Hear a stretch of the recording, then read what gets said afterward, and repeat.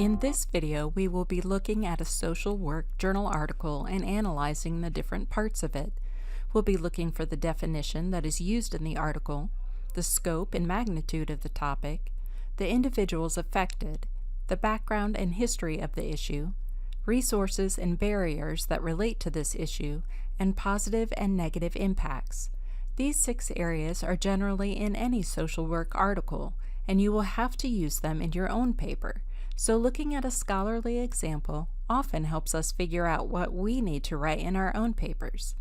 This video will only be talking about the elements in this article itself, not how to use ProQuest.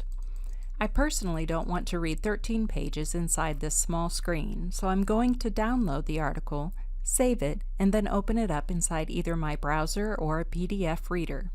By clicking the plus and minus sign, I can change the size. Often, at the beginning of a social work article, you will find very concise information on what the article is about and how they went about researching it. Notice that we have a very clear purpose. Here we have the design methodology. We can see the findings without reading the entire journal article. The research limitations and implications are also included.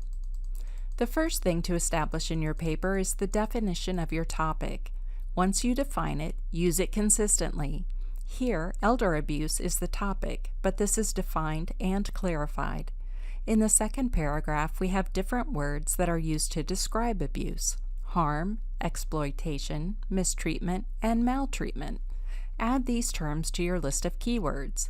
You may need to do further research, so keep your list up to date. Another section of your project is defining the scope and magnitude. The next page of this article explains how many people may be experiencing abuse, the worldwide prevalence, and how severe the magnitude of those incidents may be. Notice that the discussion of the scope and magnitude not only dialogue about the issues that arise when someone is abused, but the issues that arise when someone is accused of abuse. This is an example of being thorough in your consideration of all people affected by this problem. The methods are next. How does this fall into the 6 categories that we're using? By explaining their methods, these researchers are revealing how they narrowed their topic. You will need to do the same. These researchers found information and research in particular databases. They only used articles where the population was aged 55 and older, only older people living in their own homes, scholarly articles published in English, and within a certain time frame. They also included the tool tested with or by the victim. Articles they excluded were those covering older people diagnosed with dementia, residential or care home settings, and so forth. These particular researchers also give the search terms they used. Again, this is helpful as you're using your own search terms and keeping your list up to date. Continue to narrow your searches so that you end up with a small number of quality articles on your issue. The article will obviously have conclusions and discussions about their findings and what needs to be done in the future. I hope this helped you see some of the 6 areas that you can be looking for as you read scholarly articles.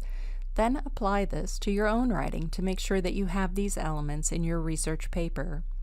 If one article does not cover all 6 areas, don't worry. Fill in the missing parts with the other articles you find. If you do get stuck, please contact us at the Cannon Memorial Library. We will be happy to help you with this project.